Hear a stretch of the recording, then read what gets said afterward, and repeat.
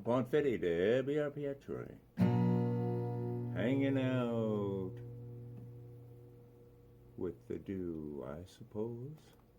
A little this, a little that for you, approaching the big turkey. Dear son, your mom and I love you very much, and we miss you dearly ever since you went to prison. I especially miss you now that spring has arrived and it's time to plow the fields. The ground is hard and my back is old, and I'm afraid I'll never be able to plant the crops in time. Love, sincerely your dad. The son replied, do not dig the field. This is where I hid that thing. You know I can't say what it is because they read my mail. Just do not dig out there. Your son with love.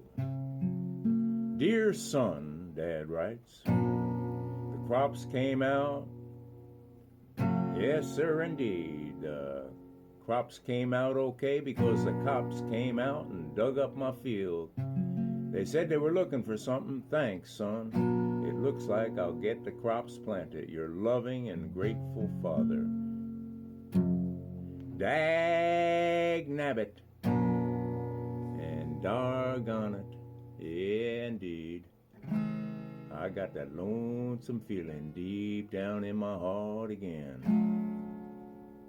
Outside everything's okay, but inside, you know it just hurts that way.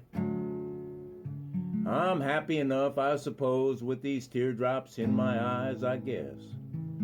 Heartaches creeping round the corner of those doggone lonesome blues. Those doggone lonesome blues. I got them doggone lonesome feeling deep down in my heart again.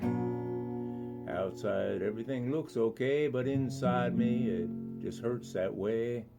Happy enough with tears in my eyes, streaming down my cheeks, heartaches creeping round the corner of them doggone lonesome blues.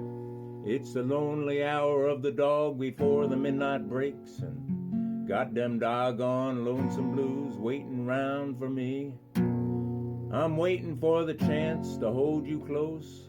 Please come and take away these lonesome blues. Lying here in the dark, no one to hear me weep.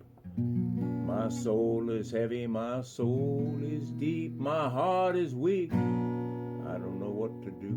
The pain, it lingers in my soul, it aches. I wish you'd come and take away these doggone lonesome blues. Lonely hour of the dog before the midnight breaks, got them doggone lonesome blues.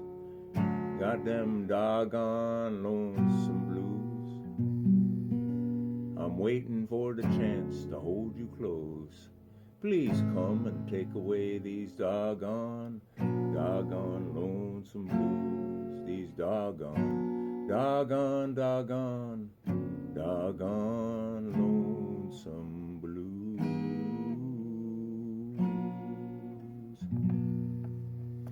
Now, I'm going to tell you a little story about a Ukrainian farmer. Yeah, he was out plowing his field when the plow hit something shiny object, and the Ukrainian farmer was, well, you know, surprised. And the farmer stops and picks up the object and realizes it's a tarnished lamp.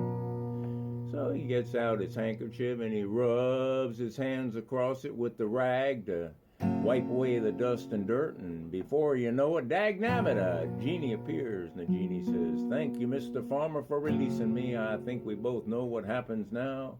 I am now obliged to grant you 3 wishes. The farmer sits there and thinks for a while, and the genie says, do you know what you want? And the farmer replies, well, yes, I do. I don't know how I want to ask for it, though, and the genie is a little confused, but waits, and the farmer says, I got it, oh, I got it. I want the Chinese army to invade the Ukraine. And the genie is incredibly surprised, stating, do you understand what you're asking for? This will bring the country to shambles. I don't think.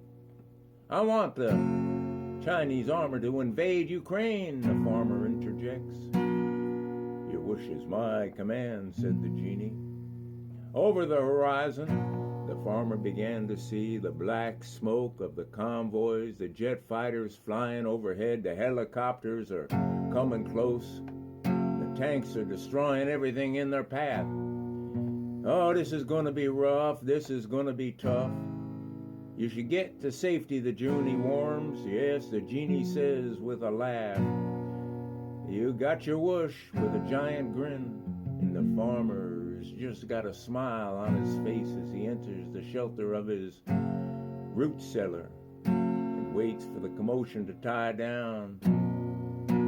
He's down there, well, for a few hours while the Chinese armor destroys everything in his path, and after the Chinese retrace their steps and return home, the farmer returns and crawls out of his cellar to see the destruction, the mayhem. The refugees are crying, saying that their families were killed and the crops were destroyed and the water supply is poisoned.